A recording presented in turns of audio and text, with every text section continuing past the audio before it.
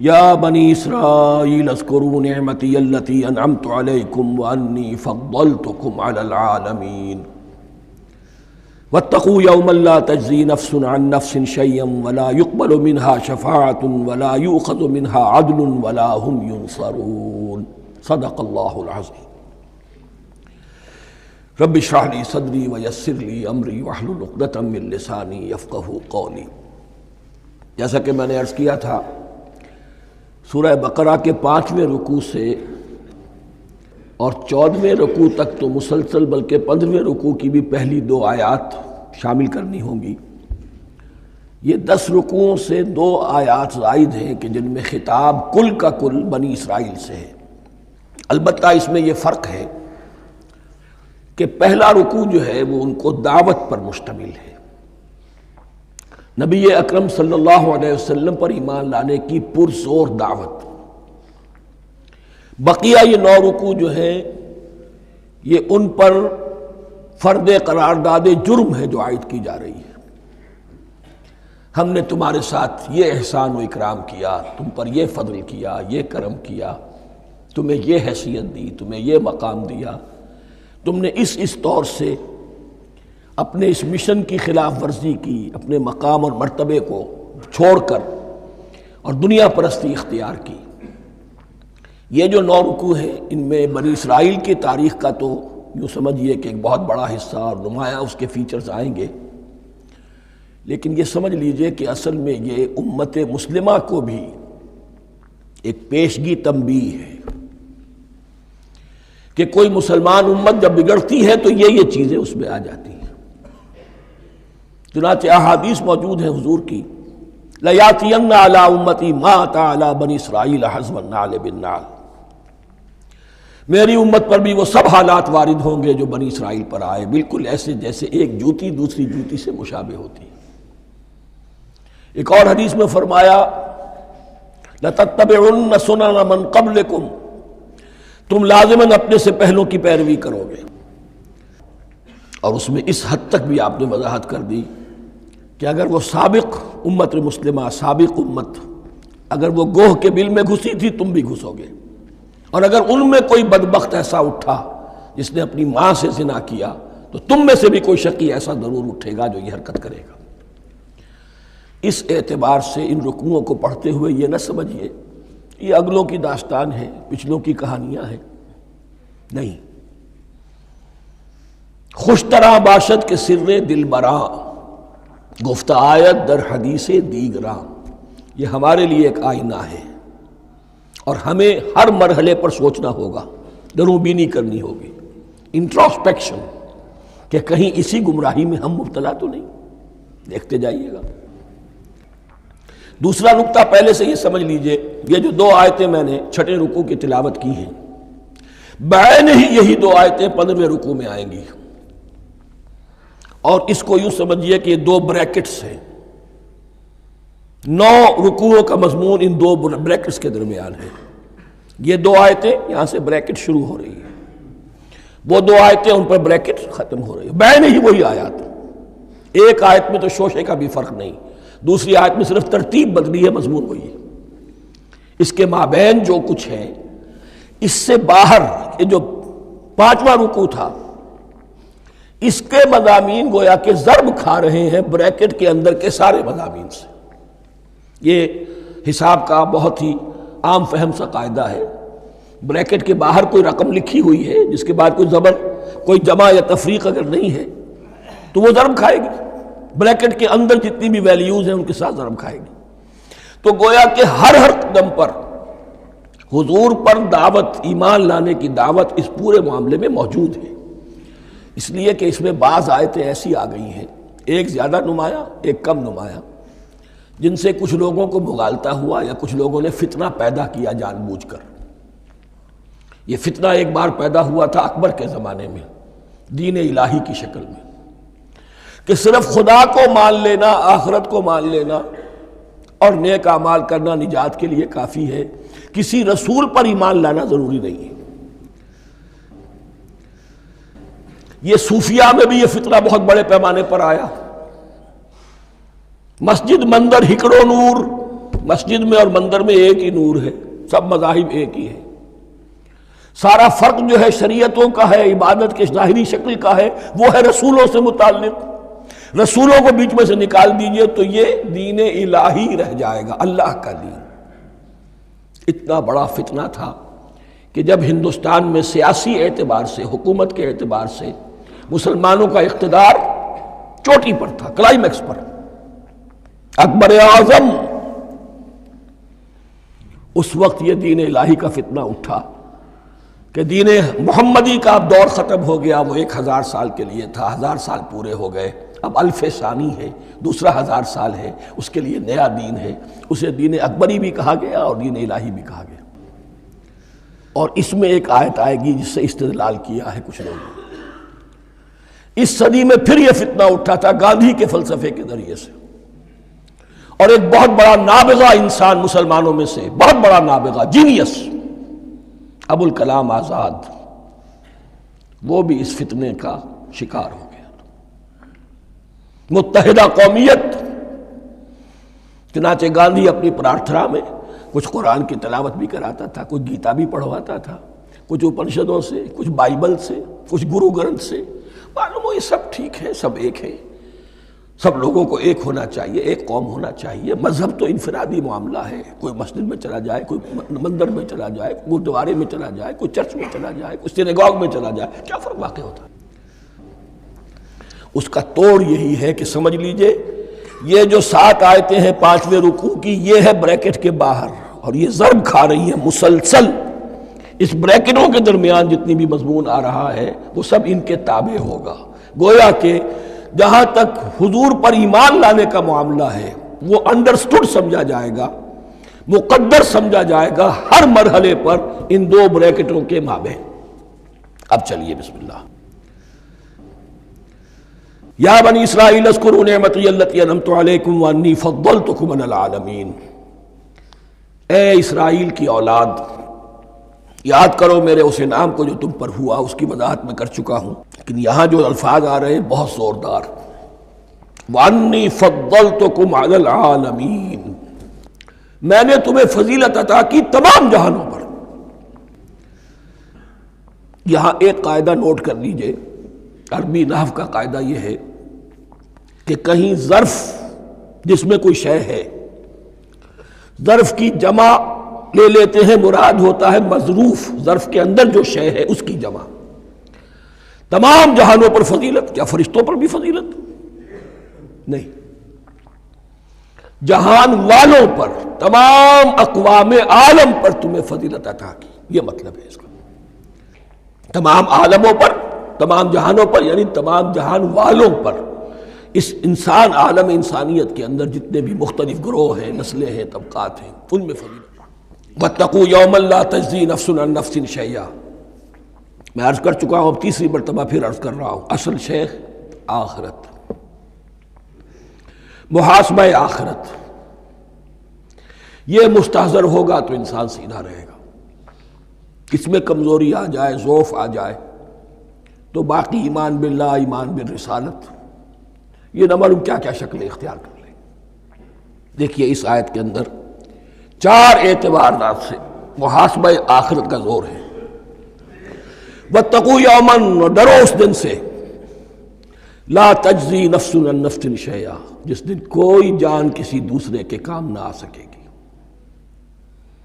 ولا يقبل منها شفاعہ، اور نہ کسی سے کوئی سفارش یا شفاعت قبول کی جائے گی، کیٹیگوریکل ڈینائل، ولا يؤخذ منها عدل، نہ کسی سے فدیہ قبول کیا جائے گا، ولا هم ينصرون، اور نہ انہیں کوئی مدد مل سکے گی۔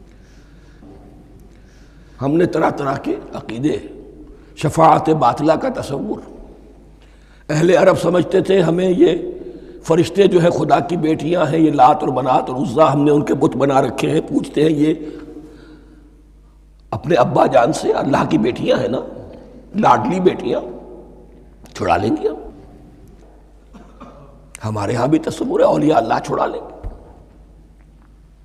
یا شفاعت باطلہ، خود حضور کی شفاعت کے بارے میں جو غلط تصورات ہیں، ایک شفاعت حقہ ہے، اس کی وضاحت کا یہ موقع نہیں ہے، وہ آیت الکرسی پہ جب ہم پہنچیں گے انشاءاللہ تعالیٰ اسی سورہ مبارکہ میں تو اس کی وضاحت بھی ہوگی۔ یہ سارے جو ہم نے جو گھڑ رکھے ہیں خیالات، ان کی نفی اس آیت کے حوالے سے کی۔ وَاتَّقُوا يَوْمًا لَا تَجْزِي نَفْسٌ عَن نَفْسٍ شَيْئًا، کوئی انسان دوسرے انسان کے کام نہیں آ سکتا۔ وَلَا يُقْبَلُ مِنْهَا شَفَاعَةٌ، کسی جان کی طرف سے کوئی سفارش قبول نہیں ہوگی۔ وَلَا يُؤْخَذُ مِنْهَا عَدْلٌ، نہ کوئی فدیہ قبول کیا جائے گا۔ وَلَا هُمْ يُنصَرُونَ، نہ انہیں کوئی مدد مل سکے گی۔ اب اس کے بعد اللہ تعالیٰ کے احسانات اور ان کی طرف سے جو ناشکریاں ہوئی ہیں ان کی بڑی تفصیل کے ساتھ اب بات چلے گی، تفصیل نہیں تیزی کے ساتھ۔ یہ واقعات کئی 100 برس کے ہیں، لیکن ایک تو یہ کہ ان کی تفاصیل مکی صورتوں میں آ گئی ہیں، سب سے زیادہ سورہ اعراف میں ملیں گی، اور بھی کئی صورتوں میں آپ کو مل جائیں گی۔ یہاں پر تو پے بپے، جیسے کہ ایک قرارداد جرم کسی پر کی جاتی ہے تو اس میں سب گنوائے جاتے، تم نے یہ کیا، یہ کیا، یہ کیا۔ وَإِذْ نَجَّيْنَاكُم مِّنْ آلِ فِرْعَوْنَ، اور ذرا یاد کرو جب کہ ہم نے تمہیں نجات دی تھی فرعون کی قوم سے۔ يَسُومُونَكُمْ سُوءَ الْعَذَابِ، وہ تمہیں بدترین عذاب میں مبتلا کیے ہوئے تھے۔ يُذَبِّحُونَ أَبْنَاءَكُمْ وَيَسْتَحْيُونَ نِسَاءَكُمْ، تمہارے بیٹوں کو ذبح کر ڈالتے تھے اور تمہاری عورتوں کو زندہ رکھتے تھے۔ عورتیں تو پھر ان کے کام آتی تھی، گھر میں کام کاج کے لونیاں بنتی تھی، گھروں میں ڈال لیتے تھے، لیکن لڑکوں کو، اور یہ 2 موقع پر ہوا ہے بنی اسرائیل کے ساتھ، یہ بعد میں انشاءاللہ اس کی تفصیل آئے گی۔ وَفِي ذَلِكُمْ بَلَاءٌ مِّن رَبِّكُمْ عَظِيمٌ، اور یقیناً اس میں تمہارے رب کی طرف سے تمہارے لیے بڑی آزمائش تھی۔ وَإِذْ فَرَقْنَا بِكُمُ الْبَحْرَ، اور یاد کرو جب کہ ہم نے تمہارے لیے سمندر کو پھاڑ دیا یا دریا کو پھاڑ دیا۔ یہ ایک مختلف فی بات ہے کہ کس جگہ سے کراس کیا تھا بنی اسرائیل نے ایجپٹ سے سینائی پیننسولا آنے کے لیے، جزیرہ نما سینا میں۔ ایک رائے یہ کہ دریائے نیل کو کراس کر کے گئے ہیں، لیکن یہ بات غلط ہے، دریائے نیل تو مصر کے اندر ہے، وہ کبھی بھی مصر کی حد نہیں بنا۔ کسی کی رائے یہ ہے کہ جو خلیج سویز ہے، بحر قلزم جو ہے، ریڈ سی، وہ اوپر جا کر 2 کھاڑیوں میں تبدیل ہو جاتا ہے، خلیج عقبہ مشرق کی طرف اور خلیج سویس مغرب کی طرف، اور ان کے درمیان میں یہ سینائی پیننسولا جو ہے یہ تکون ہے، جیسے ہندوستان بھارت تکون ہے ایسے یہ پیننسولا ہے، انڈین پیننسولا، سینائی پیننسولا۔ اور یہ سویس کینال تو بعد میں بنی ہے، خلیج سویس اور میڈیٹرینین بحیرہ روم کے درمیان یہ کچھ چھوٹی چھوٹی، اگرچہ چھوٹی تھی سمندر کے لحاظ سے، بہت بڑی بڑی جھیلیں تھیں، اور ان جھیلوں ہی کو پھر جوڑ جوڑ کر درمیان میں جو خشکی تھی اس کو کاٹ کر سویس کینال بنائی گئی ہے۔ تو اب تو یہ ایک مسلسل ایک رابطہ ہے، لیکن معلوم ہوتا ہے کہ یا تو خلیج سویس کو کراس کیا ہے حضرت موسیٰ علیہ السلام نے، اور یہی میری رائے زیادہ یہی ہے، اس لیے کہ کوہ طور جو ہے وہ اس پیننسولا کی ٹپ پر ہے، نیچے ہے یہاں، جہاں پر ان کا قیام رہا، اور جہاں پھر حضرت موسیٰ کو 40 دن کے لیے کوہ طور پر بلا کر اور پھر انہیں تورات دی گئی ہے۔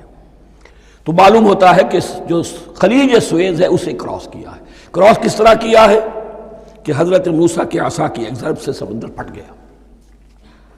فَكَانَ كُلُّ فِرْقٍ كَالطَّوْدِ الْعَظِيمِ، دونوں طرف چٹانوں کے مانند پہاڑ کی طرح جو ہے وہ سمندر کھڑا ہو گیا، اس کے راستے سے یہ نکل گئے۔ اور پھر جب فرعون اور اپنا لشکر لے کر جب آیا ہے، اس نے سوچا ہم بھی نکل جائیں، وہ غرق ہو گئے، اس لیے کہ دونوں طرف کا پانی آپس میں مل گیا۔ یہ تھی کیفیت، اور معجزانہ کیفیت تھی، یہ کوئی فطرت کے یا نیچر کے اصول کے مطابق بات نہیں تھی، اور میں عرض کر چکا ہوں، آپ کو بتا چکا ہوں معجزہ کسے کہتے ہیں۔ وَإِذْ فَرَقْنَا بِكُمُ الْبَحْرَ فَأَنْجَيْنَاكُمْ، جب ہم نے تمہارے لیے یا تمہارے ساتھ سمندر کو پھاڑ دیا، تمہارے لیے، تمہارے گزرگاہ بنانے کے لیے، تو تمہیں تو نجات دے دی۔ وَأَغْرَقْنَا آلَ فِرْعَوْنَ وَأَنْتُمْ تَنظُرُونَ، اور تمہاری نگاہوں کے سامنے فرعون کے لاؤ لشکر کو غرق کیا، تم دیکھ رہے تھے، یہ گزر چکے تھے، اس ساحل پر کھڑے ہیں، ادھر سے یہ داخل ہوئے ہیں، اور پانی دونوں طرف سے آ کر مل گیا اور یہ غرق ہو گئے۔ وَإِذْ وَعَدْنَا مُوسَىٰ 40 لَيْلَةً، اور یاد کرو پھر جب کوہ طور پر ہم نے موسیٰ کو 40 دن کے لیے بلایا۔ ثُمَّ اتَّخَذْتُمُ الْعِجْلَ، ان کی غیر حاضری میں تم نے بچھڑے کی پرستی شروع کر دی، اسے معبود بنا لیا، من بعد ہی، اس کی غیر موجودگی میں، وانتم ظالمون، تم بہت بڑا ظلم تھا جس کا ارتکاب کیا، ان الشرک لظلم عظیم، عظیم ترین ظلم جو ہے وہ شرک ہے، اور شرک جلی کی یہ شکل کہ بچڑے کو پوج رہے ہو۔ ثم عفونا عنکم من بعد ذلک، پھر ہم نے تمہیں اس کے بعد بھی معاف کیا، یہ ہمارا کرم رہا ہے، ہماری رحمت رہی، من بعد ذلک لعلکم تشکرون، تاکہ تم شکر کرو۔ وَإِذْ آتَيْنَا مُوسَى الْكِتَابَ وَالْفُرْقَانَ لَعَلَّكُمْ تَهْتَدُونَ، اور یاد کرو جب کہ ہم نے موسیٰ کو کتاب اور فرقان عطا فرمائی۔ یہ فرقان حق اور باطل کے درمیان فرق کر دینے والی چیز، اور کتاب عام طور پر جو آتا ہے وہ شریعت کے لیے آتا ہے، شریعت بھی دی، کتاب بھی دی، اور فرقان بھی دیا، لعلکم تہتدون، تاکہ تم ہدایت پاؤ۔ وَإِذْ قَالَ مُوسَىٰ لِقَوْمِهِ، اور یاد کرو جب کہ کہا تھا موسیٰ نے اپنی قوم سے، یا قوم انکم ظلمتم انفسکم باتخاذکم العجل، اے میری قوم کے لوگو، یقیناً تم نے اپنے اوپر بڑا ظلم کیا ہے بچڑے کو معبود بنا کر۔ فتوبوا الی بارئکم، پس توبہ کرو اپنے پروردگار، اپنے خالق کی جناب میں۔ باری، باری اللہ تعالیٰ ہے، باری، فاقتلوا انفسکم، تو قتل کرو اپنے آپ کو۔ یہ چیز جو ہے تورات میں تفصیل سے آئی ہے، قرآن میں نہیں ہے۔ اسی اعتبار سے میں نے آپ کو بتایا تھا کہ تورات کا مطالعہ اس اعتبار سے مفید ہے کہ بہت سے واقعات کا قرآن میں ذکر ہے، اجمالاً اشارہ ہے، اس کی تفصیل کے لیے ہمیں تورات سے رجوع کرنا پڑتا ہے، ورنہ یہ کہ اس آیت کا صحیح مفہوم واضح نہیں ہوگا۔ فاقتلوا انفسکم، اپنے آپ کو قتل کرو، کیا معنی؟ یہ قتل مرتد کی سزا ہے۔ وہاں معلوم ہوتا ہے کہ حضرت موسیٰ نے یہ حکم دیا، 12 قبیلے تھے، ہر قبیلے میں سے کچھ لوگوں نے یہ کفر اور شرک کیا، باقی لوگوں نے نہیں کیا۔ انہیں حکم دیا گیا کہ اپنے قبیلے کے لوگ ان کو قتل کریں جو ان کے قبیلے میں سے اس کفر کے مرتکب ہوئے۔ انفسکم سے مراد یہ اپنے قبیلے کے لوگوں کو تم قتل کرو، اس لیے کہ قبائلی زندگی جو ہوتی ہے آپ کو معلوم ہے، اس میں کوئی اور قبیلہ ہاتھ لگا دے تو قبائلی عصبیت بھڑک اٹھے گی۔ 70,000 یہودی قتل ہوئے، اس سے بڑی توبہ اور ممکن نہیں، اس سے بڑا پرج، کسی بھی آئیڈیولوجیکل پارٹی کے اندر پرج بہت ضروری ہوتا۔ کچھ لوگ آ گئے ایک نظریے کو قبول کر کے، رفتہ رفتہ نظریہ اوجل ہو گیا، کچھ مفادات، کچھ چودراہٹیں یہ مقدم ہو گئی، اسی سے جماعتیں خراب ہوتی ہیں، غلط راستے پہ پڑ جاتی ہیں، تحریکیں بھٹک جاتی ہیں۔ تو آئیڈیولوجیکل پارٹیز، نظریاتی جماعتیں پرج کرتی رہتی ہیں کہ جو بھی ہمارے نظریے سے ہٹ گئے اب ان کو ہم کاٹ کر علیحدہ کر۔ یہی سے قتل مرتد، تو یہ چیز حدیث میں ہے یا پھر قرآن میں یہاں ہے۔ اس حوالے سے جو لوگ ہمارے ہاں بعض علماء بھی ہیں، جدید دانشور ہیں، جو قتل مرتد کی جو حد ہے اسلام میں اس کو تسلیم نہیں کرتے، لیکن میرے نزدیک یہ شریعت موسوی کا تسلسل ہے کہ شریعت موسوی کی جس شے کو بدلا نہ گیا ہو، جس کے بارے میں صراحتاً یہ معلوم نہ ہو کہ یہ شے تبدیل کر دی گئی، تو وہ شریعت محمدی کا جز بن گئی۔ زنا پر رجم کا معاملہ بھی یہی ہے، قرآن مجید میں رجم کی صریح آیت کوئی موجود نہیں ہے، حدیث میں ہے۔ قرآن مجید میں مرتد کے قتل کے لیے کوئی آیت موجود نہیں ہے، حدیث میں ہے، سنت میں ہے، اور دونوں کی کا جو منبع ہے وہ اصل میں تورات ہے۔ تو اس بات کو اچھی طرح نقل کر دیجئے، یہ جگہ اکثر لوگ جو ہیں یہاں بہت سرسری طور سے گزر جاتے ہیں، یہ بہت اہم ہے، اور اس کے لیے تورات کی طرف رجوع کیجئے۔ 70,000، 6 لاکھ کل تھے جب یہ مصر سے نکلے ہیں، 6 لاکھ تھے۔ کتنے عرصے کے بعد پیننسولا پہنچے ہیں، سینائی پیننسولا میں اور طور میں، کچھ اور ان کی تعداد بڑھ گئی ہوگی، لیکن یہ کہ ان میں سے 70,000 کو قتل کیا اپنے ہاتھوں سے۔ ہر قبیلے نے اپنے جو مرتد تھے ان کو اپنے ہاتھ سے قتل کیا۔ فَتُوبُوا إِلَىٰ بَارِئِكُمْ فَاقْتُلُوا أَنفُسَكُمْ ذَٰلِكُمْ خَيْرٌ لَكُمْ عِندَ بَارِئِكُمْ، یہی تمہارے لیے تمہارے رب کے نزدیک بہتر بات ہے۔ فَتَابَ عَلَيْكُمْ، تو اللہ نے تمہاری توبہ قبول کر لی، توبہ قبول کس طرح ہوئی؟ یہ تزکیہ ہوا ہے امت کا کہ ان میں سے جن لوگوں نے اتنی بڑی غلط حرکت کی ہے ان کو کاٹ کر، ذبح کر کے، ان کو قتل کر کے پھینک دیا گیا۔ انہ هو التواب الرحیم، یقیناً وہ تو ہے ہی بہت توبہ کا قبول فرمانے والا اور بہت رحم فرمانے والا۔ وَإِذْ قُلْتُمْ يَا مُوسَىٰ لَن نُّؤْمِنَ لَكَ حَتَّىٰ نَرَى اللَّهَ جَهْرَةً، ایک اور واقعہ ان کی تاریخ کا۔ اور یاد کرو جب کہ تم نے کہا تھا اے موسیٰ ہم تو تمہاری بات نہیں مانیں گے۔ ایمان کے بعد جب لام کا حرف آئے تو اس کے معنی صرف تصدیق کے ہوتے ہیں۔ لن نؤمن لک، ہم آپ کی بات کی تصدیق نہیں کریں گے، حتی نر اللہ جہرتن، جب تک کہ ہم دیکھ نہ لیں اللہ کو عیانن۔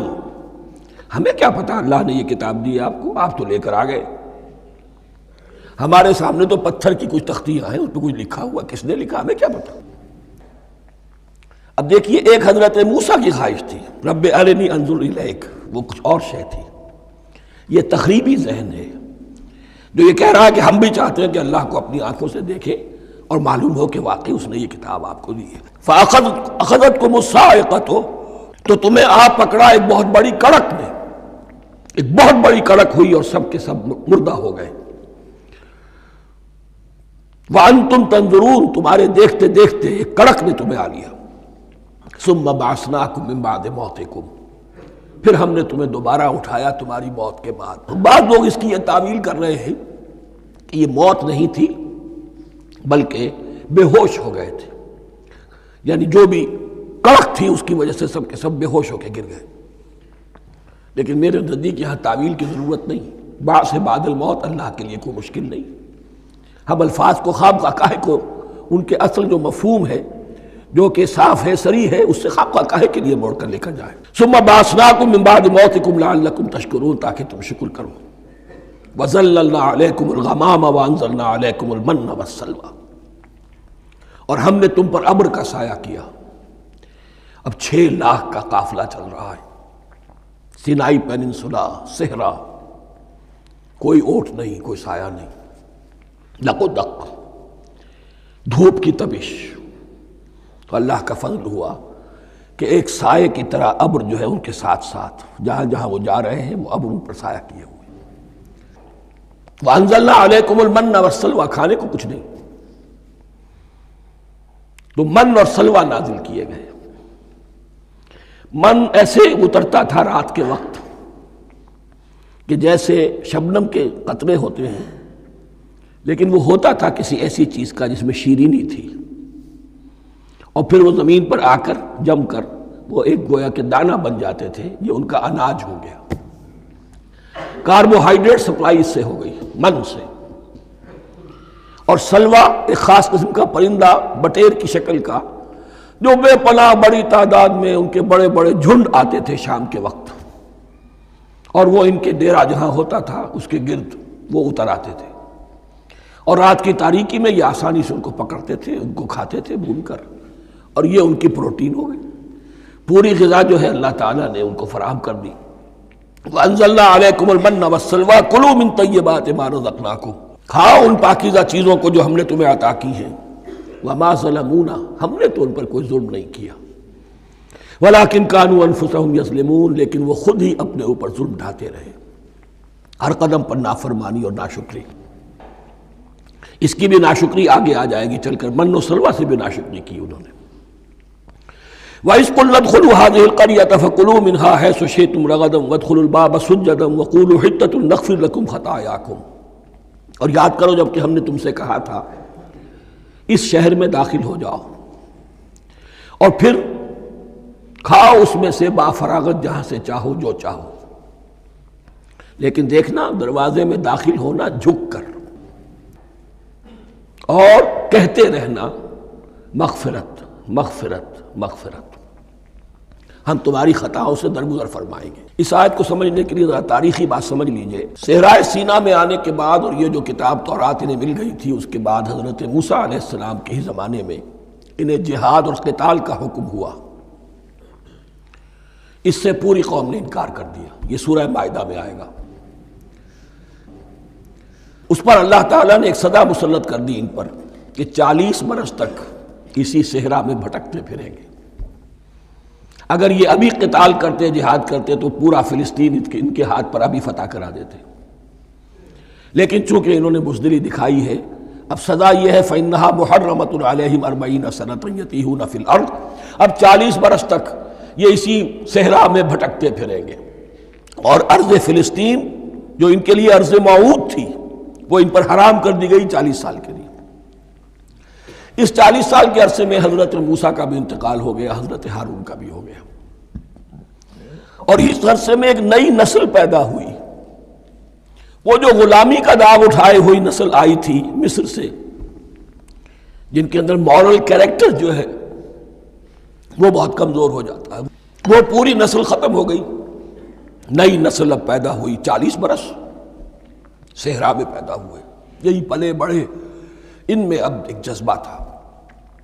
حضرت موسیٰ کے پھر جو خلیفہ تھے یوشع ابن نون، جوشوا، تورات میں ان کا نام جوشوا ہے، یوشع، ان کی سرکردگی میں اب بنی اسرائیل کی اس نئی نسل نے قتال کیا، جنگ کی، اور پہلا شہر جو فتح ہوا وہ اریحا، آج بھی وہ شہر جو ہے جیریکو جو آپ دیکھتے ہیں خبروں کے اندر آتا ہے بار بار، اریحا اس کا پرانا نام ہے، یہ شہر فتح ہوا، اس فتح کی بات کا تذکرہ ہو رہا ہے۔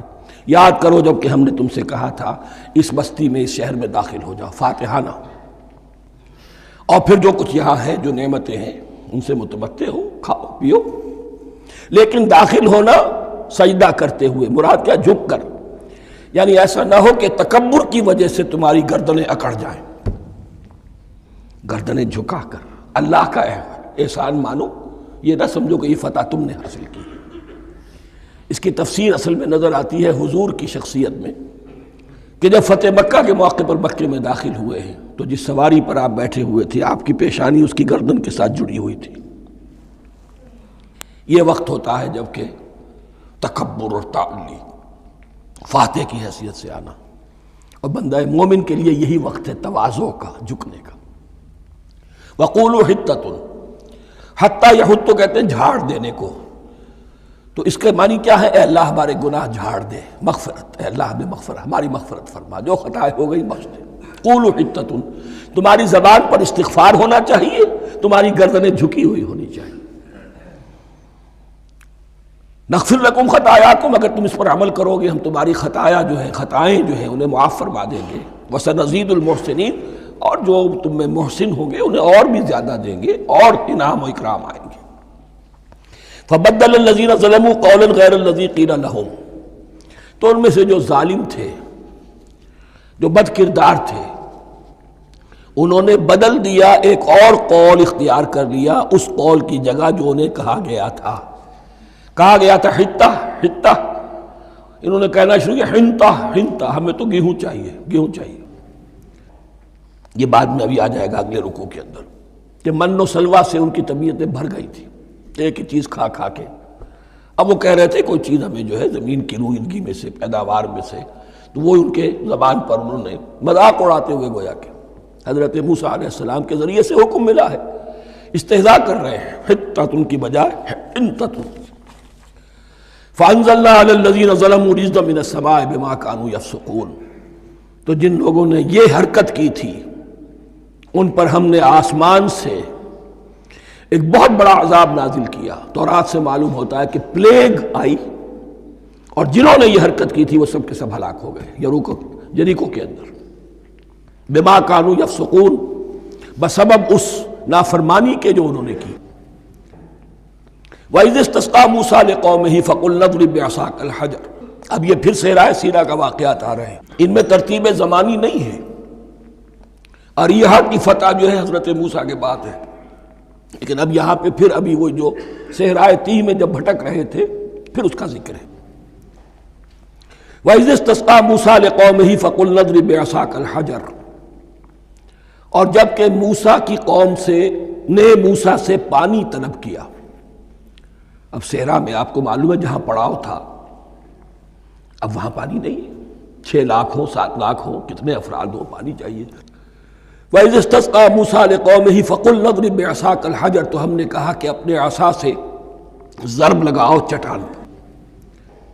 فانفجرت منہ اثنتا عشرۃ عینا، تو اس سے 12 چشمے پھوٹ بہے۔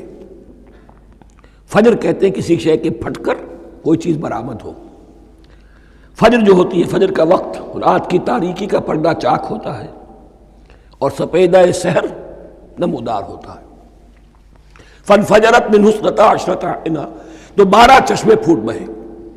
قد علم کل اناس مشربہم، یہاں اناس سے کیا مراد ہے؟ ہر قبیلہ، ہر قبیلے نے اپنا گھاٹ معین کر لیا۔ 12 قبیلے تھے، اگر علیحدہ علیحدہ نہ ہوتا معاملہ، 12 چشمے اسی لیے دیے گئے کہ لڑے نہ جھگڑے نہ۔ پانی تو بہت بڑی چیز ہے، کہیں پانی پینے پلانے پہ جھگڑا اور کہیں گھوڑا آگے بڑھانے پہ جھگڑا، یہ تو قبائلی زندگی کے اندر ہوتی ہی چیزیں۔ تو اس اعتبار سے اللہ تعالیٰ نے ان کے لیے یہ سہولت کی کہ 12 چشمے پھوٹ بہے۔ قد علم کل اناس مشربہم، ہر ایک نے اپنا گھاٹ جان لیا، معین کر لیا۔ کلوا واشربوا من رزق اللہ، گویا کہ کہہ دیا گیا کہ کھاؤ اور پیو اللہ کے رزق میں سے۔ ولا تعثوا فی الارض مفسدین، اور زمین میں فساد مچاتے نہ پھرو۔ کھانے پینے کے لیے پانی بھی ادھر آ گیا، کھانے کے لیے من و سلوہ آ گیا۔ اب دیکھیے ان کی ناشکری۔ وَإِذْ قُلْتُمْ يَا مُوسَىٰ لَن نَّصْبِرَ عَلَىٰ طَعَامٍ وَاحِدٍ، یاد کرو جب کہ تم نے کہا تھا اے موسیٰ ہم ایک کھانے پر تو صبر نہیں کر سکتے، کھا کھا کے بکھتا گئے ہیں من و سلوہ۔ فَادْعُ لَنَا رَبَّكَ، تو ذرا اپنے رب سے دعا کرو، پکارو ہمارے لیے اپنے رب کو۔ یخرج لنا، وہ نکالے ہمارے لیے، مما تنبت الارض، زمین کی روئیدگی اور پیداوار میں سے، نباتات ارضی میں سے، من بقلہا، اس کی ترکاریاں، وقثائہا، اور ککڑیاں، کھیرے اور ککڑیاں، ان سب کے لیے یہ لفظ ہے۔ وفومہا، ایک ترجمہ گیہوں کیا گیا ہے لیکن میرے نزدیک زیادہ صحیح ترجمہ ہے لہسن، اور سرائے کی زبان میں بھی اور ممکن ہے کہ سندھی میں بھی ہو تھوم، تھوم کہتے ہیں لہسن کو، یہ فوم کی بدلی ہوئی شکل ہے، اس لیے کہ یہی علاقہ ہے جس میں عرب آئے تھے، تو عربوں کی زبان کے بہت سے الفاظ جو ہیں اس سرائے کی زبان میں خاص طور پر وہ بہت زیادہ، تو تھوڑی سی شکل بدل کر وہ کافی تعداد میں موجود ہے۔ وعدسہا، اور دال خاص طور پر مسور کی، وبصلہا، اور پیاز۔ اب جو چٹخارے جس سے بنتے ہیں سالن کے، ان کی زبانیں وہ چٹخارے مانگ رہی۔ ظاہر بات ہے کہ اگر وہ سلوا بھی تھا، بٹیرا ہے، اسے آگ کے اوپر ذرا سا تپایا اور کھایا، وہ ایک ہی خاص قسم کی غذا ہے جو چل رہی ہے۔ اسی طرح من جو ہے وہ ایک خاص قسم کا سیریل ان کے لیے بن گیا ہے۔ لیکن یہ جو چٹخارے ہیں یہ تو لہسن سے ہے، پیاز سے ہے، ترکاریوں سے ہے، ان تمام چیزوں سے، دال کا اپنا ایک ذائقہ ہے۔ قَالَ تَسْتَبْدِلُونَ الَّذِي هُوَ أَدْنَىٰ بِالَّذِي هُوَ خَيْرٌ، حضرت موسیٰ نے فرمایا کیا تم وہ شے بدلے میں لینا چاہتے ہو اس کے، کیا وہ شے جو کمتر ہے بدلے میں چاہتے ہو اس کے کہ جو بہتر ہے؟ من و سلوہ کہیں بہتر ہے اللہ کی طرف سے جو تمہیں دیا گیا ہے، تم اس سے تمہارا جی بھر گیا ہے، اس کو ہاتھ سے دے کر چاہتے ہو کہ یہ ادنا چیزیں تمہیں ملے۔ اہبطوا مصرا، اب یہ لفظ آ گیا اہبطوا۔ اب ظاہر بات ہے یہ آسمان سے زمین پر اترنے کے لیے لفظ نہیں ہے اہبطوا، یہاں اس کا ترجمہ صحیح ہوگا سیٹل ڈاؤن سم ویئر۔ اگر زمین کی یہ چیزیں چاہیے تو کہیں سیٹل ہو جاؤ اور کاشت کرو، بیج ڈالو، آبیاری کرو، یہ ساری چیزیں تمہیں مل جائیں۔ اہبطوا مصرا، کہیں سیٹل ڈاؤن ہو جاؤ، کہیں اتر پڑو کسی بستی میں، کسی علاقے میں۔ فَإِنَّ لَكُمْ مَا سَأَلْتُمْ، تمہیں مل جائے گا جو کچھ کہ تم نے مانگا۔ وَضُرِبَتْ عَلَيْهِمُ الذِّلَّةُ وَالْمَسْكَنَةُ وَبَاءُوا بِغَضَبٍ مِّنَ اللَّهِ، اب یہ ہے ان کی وہ خباثتیں، ان کے وہ ناشکریاں، ان کی وہ معصیتیں، ان پر جو آخری حکم دیا جا رہا ہے، جو اگر آپ برا نہ مانیں تو میں عرض کروں گا آج یہود پر اتنا اپلیکیبل نہیں ہے جتنا مسلمانوں پر ہے۔ ضربت علیہم الذلۃ والمسکنۃ وباؤوا بغضب من اللہ، ذلت اور مسکنت، کم ہمتی ان پر تھوپ دی گئی۔ ضربت علیہم، it was heaped upon them، the humiliation was heaped upon them. ضربت علیہم الذلۃ والمسکنہ وباؤوا بغضب من اللہ، اور وہ اللہ کا غضب لے کر لوٹے۔ وہی امت جس کے بارے میں فرمایا وانی فضلتکم علی العالمین، اسی امت کا پھر یہ حشر ہوا۔ کیوں ہوا؟ نافرمانی۔ تمہیں کتاب دی تھی کہ تم پیروی کرو، تمہیں کتاب دی تھی کہ اسے قائم کرو۔ وَلَوْ أَنَّ أَهْلَ الْكِتَابِ أَقَامُوا التَّوْرَاةَ وَالْإِنْجِيلَ وَمَا أُنزِلَ إِلَيْهِمْ مِنْ رَبِّهِمْ لَأَكَلُوا مِنْ فَوْقِهِمْ وَمِنْ تَحْتِ أَرْجُلِهِمْ، اگر یہ تورات اور انجیل کو قائم کرتے، نافذ کرتے، تو نعمتیں زمین بھی اگلتی، ان کے قدموں کے نیچے سے نعمتیں جو ہیں وہ پھوٹتی، اور ان کے سروں کے اوپر سے بھی بارش ہوتی نعمتوں کی۔ لیکن اگر تم نے اس کو چھوڑ کر اپنی خواہشات، اپنے نظریات، اپنے خیالات، اپنا تمرد، اپنی سرکشی، اپنی حاکمیت، اپنی مصلحتیں، اپنی عقل، اس کو بالا تر کیا، تو پھر جو قوم اللہ کے قانون کی، اللہ کی ہدایت کی، اللہ کی کتاب کی امین ہوتی ہے دنیا میں، وہ اللہ کی ریپرزنٹیٹیو ہوتی ہے، نمائندہ ہوتی ہے۔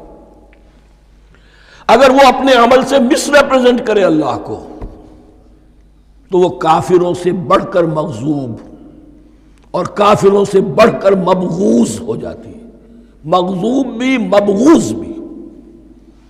اس لیے کافروں کو تو دین پہنچانا تمہارے ذمہ تھا، تم نے دین ان کو کیا پہنچانا تھا، تم تو خود دین سے منحرف ہو گئے۔ آج اس جگہ پر امت مسلمہ کھڑی ہے کہ 1.25 بلین یا 1.5 بلین، 125 کروڑ عزت نام کی شے نہیں ہے، کہ عزت نام تھا جس کا گئی تیمور کے گھر سے، سارے معاملات دنیا کے G7 G15 کے ہاتھ میں ہیں، سیکیورٹی کونسل اس کے پرماننٹ ممبر کا ویٹو ہے، اور نہ سیکیورٹی کونسل میں اور نہ کہیں کسی G7 میں، نہ G9 میں، نہ G15 میں کوئی مسلمان ملک نہیں۔ کس نمی پرست کی بھیا کیستی، ہماری اپنی پالیسیز کہیں اور طے ہوتی ہیں، ہمارے اپنے بجٹ کہیں اور بنتے ہیں، ہماری صلح اور جنگ کسی اور کے اشارے سے ہوتی ہے، ریموٹ کنٹرول، یہ ذلت اور مسکنت۔ آپ کے ریڈیو پر، ٹیلی ویژن پر خبریں آتی رہیں کہ اتنے مسلمانوں کے ساتھ یہ کر دیا، اتنی مسلمان عورتوں کی بے حرمتی کر دی، لیکن یہاں ہم بیٹھے ہوئے اپنے اپنے دھندوں میں، اپنے اپنے کاروبار میں، اپنی اپنی ملازمتوں میں، اپنے اپنے کیریئرز میں، دنیا میں کیا کچھ ہو رہا ہے۔ بہرحال اس وقت یہ جو ہے، میں نے جیسا کہ عرض کیا تھا کہ یہ ہے تاریخ بنی اسرائیل کی، لیکن خوش طرح باشد کے سر دل براں، گفت آیت در حدیث دیگراں، یہ ہمارا نقشہ ہے آج اس آیت میں۔ ضربت علیہم الذلۃ والمسکنۃ وباؤوا بغضب من اللہ، اور یہ کیوں؟ ذالک بانہم کانوا یکفرون بآیات اللہ، یہ اس لیے کہ وہ اللہ کی آیات کا انکار کرتے رہے، وَيَقْتُلُونَ النَّبِيِّينَ بِغَيْرِ الْحَقِّ، اللہ کے نبیوں کو ناحق قتل کرتے رہے۔ ہمارے ہاں بھی مجددین امت میں سے کتنے ہیں جو جیلوں میں ڈالے گئے، جن کو ایسی ایسی مار پڑی ہے کہ کہا جاتا ہے کہ ہاتھی کو بھی وہ مار پڑتی تو برداشت نہ کرتا۔ احمد ابن حنبل کے ساتھ کیا ہوا؟ ابو حنیفہ جیل میں انتقال کیا، امام مالک کے کندھے کھینچ دیے گئے، اتار دیے گئے، منہ کالا کر کے اور اونٹ پر بٹھا کر پھرایا گیا۔ امام دار الہجرہ شیخ احمد سرہندی جیل میں رہے، سید احمد بریلوی اور ان کے ساتھیوں کو خود مسلمانوں نے تہہ تیغ کیا ہے۔ بہرحال یہ داستانیں ہیں، اب نبی تو کوئی نہیں آئے گا، ان کے ہاں نبی تھے، ہمارے ہاں مجددین ہیں، علماء حق ہیں، جیسے کہ حدیث بھی ہے علماء امتی کا انبیاء بنی اسرائیل، تو جو انہوں نے انبیاء کے ساتھ کیا ہم نے مجددین اور علماء کے ساتھ کیا۔ ذالک بما عصوا وکانوا یعتدون، اور یہ ہوا ان کی نافرمانیوں کی وجہ سے اور حد سے تجاوز کرنے کی وجہ سے۔ اللہ تعالیٰ تو ظالم نہیں ہے، اللہ نے تو اونچا مقام دیا تھا، ہمیں بھی خیر امت قرار دیا، کنتم خیر امت اخرجت للناس تأمرون بالمعروف وتنہون عن المنکر وتؤمنون باللہ. اب اگر ہم نے وہ اپنا مشن چھوڑ دیا تو ذلت اور مسکنت وہ ہمارا مقدر بن گئی. اللہ کا قانون اور اللہ کا عدل بے لاگ ہے، وہ فرام امہ ٹو امہ چینج نہیں ہوتا. سنت اللہ جو ہے لن تجد لسنت اللہ تحویلا ولن تجد لسنت اللہ تبدیلا، اللہ کی سنت بدلتی نہیں. بنی اسرائیل کا جو حشر ہوا آج وہ ہمارا ہو رہا ہے. بہرحال اس پر میری جو کتاب ہے سابق اور موجودہ مسلمان امتوں کا ماضی حال اور مستقبل، اس کا مطالعہ کیجیے. اب آ گئی وہ آیت کہ جس سے استدلال کیا گیا ہے کہ ایمان بالرسالت نجات کے لیے ضروری نہیں ہے. ان الذین آمنوا والذین ہادوا والنصارى والصابئین من آمن باللہ والیوم الآخر وعمل صالحا فلہم اجرہم عند ربہم ولا خوف علیہم ولا ہم یحزنون. یقیناً جو لوگ ایمان لائے، اور اس سے مراد ہے جو ایمان لائے حضور پر، محمد پر صلی اللہ علیہ وسلم، والذین ہادوا اور جو یہودی ہو گئے، والنصارى اور نصرانی، والصابئین اور صابی وہ لوگ تھے عراق کے علاقے میں رہتے تھے جو کہتے تھے کہ ہم دین ابراہیمی پر ہیں، لیکن ان کے ہاں بھی بہت کچھ بگڑ گیا تھا. جیسے حضرت ابراہیم کی نسل حضرت اسماعیل کی نسل بگڑ گئی تھی تو اس طرح وہ بھی بگڑ گئے تھے. ستارہ پرستی زیادہ تر ان کے ہاں تھی. من آمن باللہ والیوم الآخر، جو کوئی بھی ایمان لایا اللہ پر اور یوم آخر پر، وعمل صالحا اور اس نے عمل کیے اچھے، فلہم اجرہم عند ربہم تو ان کے لیے محفوظ ہے ان کا اجر ان کے رب کے پاس. ولا خوف علیہم ولا ہم یحزنون، اور نہ ان پر کوئی خوف ہوگا اور نہ وہ کسی حزن سے دوچار ہوں گے. ظاہر الفاظ کے اعتبار سے دیکھیے کہ یہاں ایمان بالرسالت کا ذکر نہیں ہے. ویسے تو اگر کوئی اس سے یہ غلط استدلال کرتا ہے تو اس کا پہلا جو اصولی جواب ہے وہ تو یہ ہے کہ ایسی حدیثیں بھی موجود ہیں من قال لا الہ الا اللہ دخل الجنہ، تو اس کے کیا معنی ہے؟ صرف کہنے سے جنت میں داخل ہو جائیں گے، کسی عمل کی ضرورت نہیں. جواب یہ دیا جائے گا پورے قرآن کو سامنے رکھو، پورے حدیث کے ذخیرے کو سامنے رکھو. کسی ایک جگہ سے کوئی ایک نتیجہ نکال دینا وہ صحیح نہیں. لیکن اس کے علاوہ وہ اصول جو میں بیان کر چکا ہوں کہ یہ سلسلہ شروع کہاں سے ہوا ہے. 5واں رکوع وآمنوا بما انزلت مصدقا لما معكم ولا تكونوا اول کافر به. انہیں ایمان کی زوردار دعوت سے تو یہ ساری بات شروع ہوئی ہے. اب فصاحت اور بلاغت کا یہ تقاضا ہے کہ بار بار اس کو دہرایا نہ جائے. وہ بات انڈرسٹوڈ رہے گی، مقدر رہے گی، سمجھی جائے گی کہ ہر جگہ پر وہ موجود ہے، اس لیے کہ ساری گفتگو ہو رہی ہے اسی کے حوالے سے. وآمنوا بما انزلت مصدقا لما معكم ولا تكونوا اول کافر به ولا تشتروا بآیاتی ثمنا قلیلا وإیایا فاتقون. اس حوالے سے یوں سمجھیے اب اس آیت کو کہ یہاں پر کچھ الفاظ محذوف مانے جائیں گے. ان الذین آمنوا والذین ہادوا والنصارى والصابئین من آمن باللہ والیوم الآخر وعمل صالحا فی ایامہم فلہم اجرہم عند ربہم ولا خوف علیہم ولا ہم یحزنون. ہر دور میں جبکہ ابھی حضرت عیسیٰ نہیں آئے تھے تو جو بھی یہودی تھے اس وقت تک حضرت موسیٰ کے ماننے والے، وہ جو بھی اللہ پر ایمان رکھتے تھے اور نیک عمل کرتے تھے، آخرت کو مانتے تھے، ان کی نجات ہو جائے گی. لیکن حضرت عیسیٰ کے آنے کے بعد ان کو نہیں مانا، اب وہ کافر قرار. لیکن اب حضرت عیسیٰ کے آنے کے بعد جب تک حضور نہیں آئے جو بھی مانتا ہے، لیکن یہ کہ شرط یہی ہوگی کہ اپنے اپنے زمانے میں اصل میں نفی جس بات کی جا رہی ہے وہ یہ ہے کہ یہ نہ سمجھو کہ کسی گروہ میں ہونے سے نجات ہوتی ہے. نجات کسی گروہ میں ہونے کی وجہ سے نہیں ہے، نجات کی بنیاد ایمان اور عمل صالح ہے. کسی رسول پر ایمان لانا اپنے دور کے رسول پر وہ تو لازم ہے، لیکن یہ ہے کہ اس پر ایمان تو لے آئے اور وہ عمل صالح نہیں ہے تو نجات نہیں ہوگی. تو یہ اپنے اپنے دور میں اپنے اپنے زمانے میں ہر امت کے لیے وَلِكُلِّ أُمَّةٍ أَجَلٌ قرآن مجید کے ایک مقام پر آیا ہے. ہر امت کے لیے ایک خاص معین مدت ہے.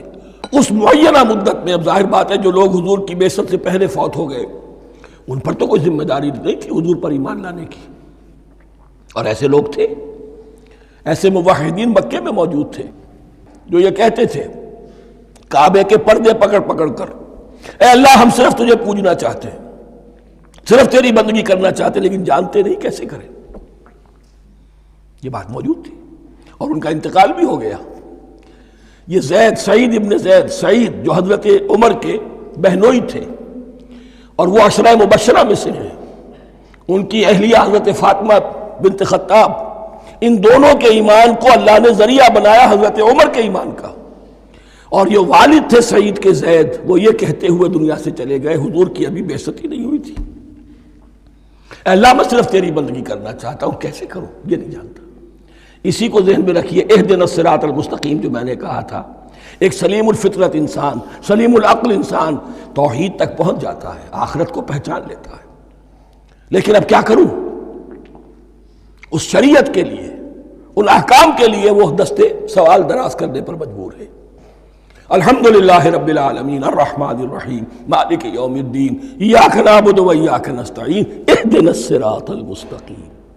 اسی صراط المستقیم کی دعا کا یہ جواب اب آئے گا، شروع ہوگا سورہ بقرہ سے، یہ کرو یہ نہ کرو، یہ فرض ہے، یہ تم پر لازم کیا گیا، یہ چیز حرام کی گئی، وغیرہ وغیرہ۔ ان الذين آمنوا والذين هادوا والنصارى والصابئين من آمن بالله واليوم الآخر وعمل صالحا، اور محذوف الفاظ فی ازمنتہم، اپنے اپنے زمانے میں، یا فی ایامہم، فلہم اجرہم عند ربہم ولا خوف علیہم ولا هم یحزنون۔ وَإِذْ أَخَذْنَا مِیثَاقَکُمْ وَرَفَعْنَا فَوْقَکُمُ الطُّورَ، اور ذرا یاد کرو جب کہ ہم نے تم سے عہد لیا، قول و قرار لیا، اور تمہارے اوپر اٹھا دیا طور کو، پہاڑ کو۔ جب تورات دی گئی تو اس وقت ایک کیفیت معجزانہ طور پر ایسی پیدا کی گئی، ان کے اوپر ایک رعب ڈالنے کے لیے اور خشیت قلب میں پیدا کرنے کے لیے کوہ طور اٹھا کر معلق کر دیا گیا۔ اس وقت کہا گیا خذوا ما آتیناکم بقوۃ، تو اس قول و قرار کے وقت ایک معجزے کی شکل یہ ہوئی تھی۔ وَإِذْ أَخَذْنَا مِيثَاقَكُمْ وَرَفَعْنَا فَوْقَكُمُ الطُّورَ خُذُوا مَا آتَيْنَاكُمْ بِقُوَّةٍ وَاذْكُرُوا مَا فِيهِ لَعَلَّكُمْ تَتَّقُونَ، پکڑو اس کو مضبوطی کے ساتھ جو ہم نے تمہیں دیا ہے، اس حدیث، اس کتاب کو، تورات کو، اس شریعت کو، ان احکام کو۔ وَاذْكُرُوا مَا فِيهِ، اور یاد رکھو اسے جو کچھ کہ اس میں ہے، لَعَلَّكُمْ تَتَّقُونَ، تاکہ تم بچ سکو۔ ثُمَّ تَوَلَّيْتُم مِّن بَعْدِ ذَلِكَ، پھر تم نے روگردانی کی اس کے بعد، اس میثاق کو توڑا، میثاق الست کو توڑا تھا، اور دوسرے یہ میثاق شریعت جو تم سے لیا گیا اس کو بھی توڑا۔ ثم تولیتم من بعد ذلک فلولا فضل اللہ علیکم ورحمتہ لکنتم من الخاسرین، پھر اگر اللہ کا فضل تمہارے شامل حال نہ ہوتا اور اس کی رحمت تمہاری دستگیری نہ کرتی رہتی، بار بار تمہیں معاف کیا، تمہیں مہلت دی، تو اگر یہ چیز نہ ہوتی تو اسی وقت سے تم خسارہ پانے والے اور تباہ ہونے والے ہو جاتے۔ وَلَقَدْ عَلِمْتُمُ الَّذِينَ اعْتَدَوْا مِنْكُمْ فِي السَّبْتِ، اور تمہیں خوب معلوم ہے تم میں سے وہ لوگ جنہوں نے سبت کے قانون کو توڑا، حد سے تجاوز کیا۔ یہ واقعہ تفصیل کے ساتھ سورہ اعراف میں آئے گا کہ ان کی شریعت میں ہفتے کا روز معین کر دیا گیا تھا، کوئی دنیاوی کام نہیں ہوگا۔ آج بھی وہ لوگ جو ہے سبت کو، جو بھی پریکٹسنگ جیوز ہیں، وہ اس کی پابندی کرتے ہیں اور بڑی شدت سے کرتے ہیں۔ لیکن ایک زمانے میں ایک خاص ان کا قبیلہ تھا کہ جس نے ایک بڑے ہی شرعی ہیلہ ایجاد کر کے اس قانون کی دھجیاں بکھیری، تفصیل ہم پڑھیں گے سورہ اعراف میں۔ وَلَقَدْ عَلِمْتُمُ الَّذِينَ اعْتَدَوْا مِنْكُمْ فِي السَّبْتِ، اور تمہارے علم میں ہے تمہارے وہ لوگ کہ جنہوں نے سبت کے قانون کے ضمن میں خلاف ورزی کی، فَقُلْنَا لَهُمْ كُونُوا قِرَدَةً خَاسِئِينَ، تو ہم نے کہہ دیا ان کو کہ ہو جاؤ ذلیل بندر، ان کی شکلیں بس کر دی گئی، انہیں بندروں کی شکل میں تبدیل کر دیا گیا۔ فَجَعَلْنَاهَا نَكَالًا لِمَا بَيْنَ يَدَيْهَا، پھر ہم نے اس واقعے کو یا اس بستی کو ایک بنا دیا مثال، لوگوں کے لیے ان کی عبرت کے سامان بنا دیا، ان کے لیے بھی جو سامنے موجود تھے اس زمانے کے لوگ، اور ان کے لیے بھی جو بعد میں آنے والے تھے۔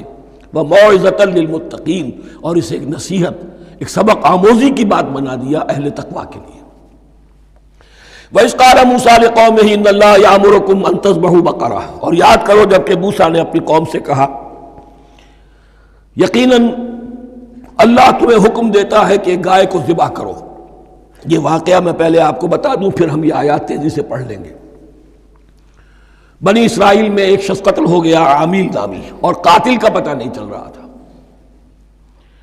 اللہ تعالیٰ نے حضرت موسیٰ کے ذریعے سے انہیں حکم دیا کہ ایک گائے کو ذبح کرو اور اس کے جسم کے ایک ٹکڑے سے اس مردے کو چھوؤ، وہ جی اٹھے گا اور وہ بتا دے گا میرا قاتل کون ہے۔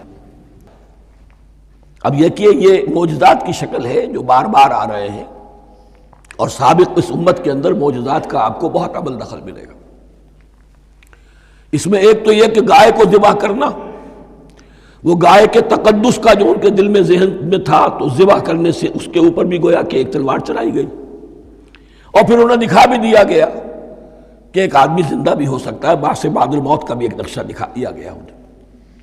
لیکن انہیں جب یہ حکم ملا اور ان کے دلوں کے اندر وہ بچڑے کی اور گائے کی تقدیس جو ہے وہ پلی ہوئی تھی، اب انہوں نے سوال کر کے کسی طریقے سے بچنے کے لیے مین میخ نکالی، کیسی گائے ہو، کیا رنگ ہو، کس طرح کی ہو، کس عمر کی ہو۔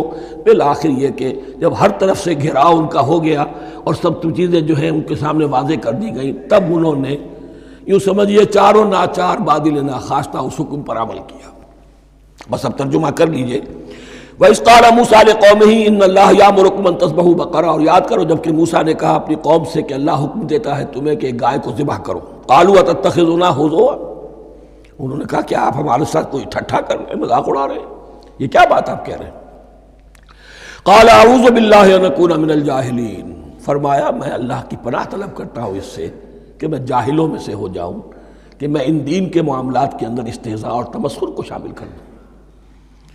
قالوا ادع لنا ربک یبین لنا ما ہی، اب انہوں نے کہا اچھا ایسی بات ہے تو ذرا اپنے رب سے دعا کیجئے کہ وہ ہم پر واضح کر دے کہ وہ کیسی ہو۔ قال انہ یقول، حضرت موسیٰ نے فرمایا اللہ تعالیٰ فرماتا ہے انہا بقرۃ لا فارض ولا بکر، وہ ایک ایسی گائے ہونی چاہیے کہ جو نہ بوڑھی ہو نہ بالکل بچھیا ہو، عوان بین ذالک، ان کے بین بین ہو۔ فَفَعَلُوا مَا تُؤْمَرُونَ، تو اب کر گزرو جو تمہیں حکم دیا گیا۔ قَالُوا ادْعُ لَنَا رَبَّكَ يُبَيِّن لَنَا مَا لَوْنُهَا، اب انہوں نے پھر کہا ذرا ایک دفعہ اور دعا کیجئے اپنے رب سے، وہ ہمیں بتا دے اس کا رنگ کیسا ہونا چاہیے۔ قَالَ إِنَّهُ يَقُولُ إِنَّهَا بَقَرَةٌ صَفْرَاءُ فَاقِعٌ لَوْنُهَا تَسُرُّ النَّاظِرِينَ، فرمایا اللہ فرماتا ہے کہ وہ گائے ایسی ہونی چاہیے زرد رنگ، شوخ رنگ، شوخ زرد رنگ کی، چمکیلی، جو دیکھنے والوں کو خوب اچھی لگے، پسند آئے، دل میں کھپ جانے والی۔ اب جو زیادہ سے زیادہ ان کے ہاں مقدس سمجھے جاتے تھی گائے، رفتہ رفتہ سوال کر کے اگر پہلے ہی حکم پر وہ کر دیتے تو کسی بھی گائے کو ذبح کر دیتے، لیکن یہاں گھیراؤ ان کا ہو رہا ہے کہ جس کی تقدس کا ان کے ذہن میں زیادہ سے زیادہ تاثر ہے اسی کو واضح کیا جائے۔ قالوا ادع لنا ربک یبین لنا ما ہی، پھر انہوں نے کہا ذرا اللہ سے دعا کیجئے اور وہ ہمیں یہ بتائے کہ وہ کیسی ہو۔ ان البقرہ تشابہ علینا، یقیناً ہم کچھ شبے میں پڑ گئے ہیں، یہ گائے کا معاملہ مشتبہ ہو گیا ہے ہم پر۔ قال انہ یقول، فرمایا اللہ فرماتا ہے انہا بقرۃ لا ذلول تثیر الارض ولا تسقی الحرث، وہ ایک ایسی گائے ہونی چاہیے کہ جو کوئی جس سے مشقت نہ لی جاتی ہو، نہ وہ ہل جوتتی ہو اور نہ وہ رہٹ کا پانی کھینچتی ہو۔ تسیر الارض، نہ تو وہ زمین کو جوتنے میں ہل چلانے میں کام نہیں لی جائے، ولا تسقی الحرث، اور نہ کھیتی کو پانی پلانے کے لیے وہ پانی کھینچنے میں استعمال کیا جائے۔ مسلمتن، اور پوری سالم ہونی چاہیے، یک رنگ، لا شیۃ فیہا، اس میں کسی دوسرے رنگ کا کوئی داغ تک نہ ہو۔ اب کیا کرتے، گھیراؤ میں آ گئے۔ قالوا الآن جئت بالحق، کہا انہوں نے کہ ٹھیک ہے اب تو آپ نے بات جو ہے پوری طریقے سے واضح کر دی۔ فَذَبَحُوهَا وَمَا كَادُوا يَفْعَلُونَ، تب انہوں نے اس کو ذبح کیا اور وہ کرنے والے نہیں تھے، دل میں نہیں تھا، بادل ناخواستہ۔ اب دیکھیے یہاں ترتیب ذرا واقعے کی جو ہے مختلف ہو گئی ہے، جو اس ذبح بقرہ کا سبب تھا وہ بعد میں بیان ہو رہا ہے یہاں۔ تورات میں چونکہ واقعات کو اس طریقے سے بیان کیا ہے لہذا وہاں ترتیب دوسری ہے۔ وَإِذْ قَتَلْتُمْ نَفْسًا فَادَّارَأْتُمْ فِيهَا، اور یاد کرو جب کہ تم نے ایک جان کو قتل کیا تھا اور اس کا الزام تم ایک دوسرے پر لگا رہے تھے، یعنی کسی کا پتہ نہیں چل رہا تھا قاتل کون ہے۔ واللہ مخرج ما کنتم تکتمون، اور اللہ تعالیٰ فیصلہ کر چکا تھا کہ جو کچھ تم چھپا رہے ہو اسے نکال کر رہے گا، واضح کرے گا۔ فَقُلْ نَضْرِبُوهُ بِبَعْضِهَا، تو ہم نے حکم دیا کہ اس کی لاش کو اس گائے کے ایک ٹکڑے سے، اس کے جسم کے ایک حصے سے ضرب لگاؤ۔ كَذَلِكَ يُحْيِي اللَّهُ الْمَوْتَى، اور دیکھو اس طریقے سے اللہ مردوں کو زندہ کر دے گا۔ تھوڑی دیر کے لیے وہ زندہ ہوا اور اس نے اپنے قاتل کا نام بتا دیا۔ وَيُرِيكُمْ آيَاتِهِ لَعَلَّكُمْ تَعْقِلُونَ، اور وہ تمہیں دکھاتا ہے اپنی آیات تاکہ تم عقل سے کام لو۔ اب جو الفاظ آ رہے ہیں بہت سخت ہیں، بہت سخت ہیں، لیکن ان کو پڑھتے ہوئے درون بینی ضرور کیجیے گا، اپنے اندر جھانکیے گا۔ ثُمَّ قَسَتْ قُلُوبُكُمْ، پھر تمہارے دل سخت ہو گئے۔ جب دین میں ہیلے بہانے نکالے جانے لگے اور ہیلوں بہانوں کے ذریعے سے شریعت کے احکام سے بچا جائے، اللہ کو دھوکہ دینے کی کوشش کی جائے، اس کا جو نتیجہ نکلتا ہے وہ دل کی سختی ہے۔ ثم قست قلوبکم، پھر تمہارے دل سخت ہو گئے۔ فہی کالحجارۃ او اشد قسوہ، تو وہ تو اب پتھروں کے مانند ہیں، بلکہ سختی میں ان سے بھی زیادہ شدید ہے۔ یہ ویسے بھی فصاحت اور بلاغت کا بھی بڑا ایک عمدہ مقام ہے قرآن کا۔ وَإِنَّ مِنَ الْحِجَارَةِ لَمَا يَتَفَجَّرُ مِنْهُ الْأَنْهَارُ، پتھروں میں سے تو ایسے بھی ہوتے ہیں جن میں سے چشمے پھوٹ بہتے ہیں۔ وَإِنَّ مِنْهَا لَمَا يَشَقَّقُ فَيَخْرُجُ مِنْهُ الْمَاءُ، اور ایسے بھی ہیں جو شق ہو جاتے ہیں، پتھر چٹانیں، ان میں سے پانی برآمد ہو جاتا ہے۔ وَإِنَّ مِنْهَا لَمَا يَهْبِطُ مِنْ خَشْيَةِ اللَّهِ، اور ان میں وہ بھی ہوتے ہیں جو اللہ کے خوف سے گر پڑتے ہیں۔ وَمَا اللَّهُ بِغَافِلٍ عَمَّا تَعْمَلُونَ، اور اللہ تعالیٰ غافل نہیں ہے اس سے کہ جو تم کر رہے ہو۔ یہ کیفیت جو ہے ثُمَّ قَسَتْ قُلُوبُكُمْ فَهِيَ كَالْحِجَارَةِ أَوْ أَشَدُّ قَسْوَةً، ہے کون؟ یا بنی اسرائیل اذکروا نعمتی التی انعمت علیکم وانی فضلتکم علی العالمین، جن پر 1400 برس ایسے گزرے کہ کوئی لمحہ ایسا نہ تھا کہ نبی موجود نہ ہو، جنہیں 3 کتابیں دی گئیں۔ لیکن یہ کہ اپنی بدعملی، عقائد میں بھی مین بیخ کر کے اپنے آپ کو بچانے کے راستے نکال لینا، اعمال میں بھی ہیلوں کے ذریعے سے، کتاب الحیل کے ذریعے سے اپنے آپ کو ذمہ داریوں سے مبرہ کر لینا، اس کا نتیجہ پھر یہ نکلتا ہے۔ اللہ تعالیٰ مجھے اور آپ کو اس انجام بد سے بچائے۔ بارک اللہ لی ولکم فی القرآن العظیم ونفعنی وإیاکم بالآیات والذکر الحکیم۔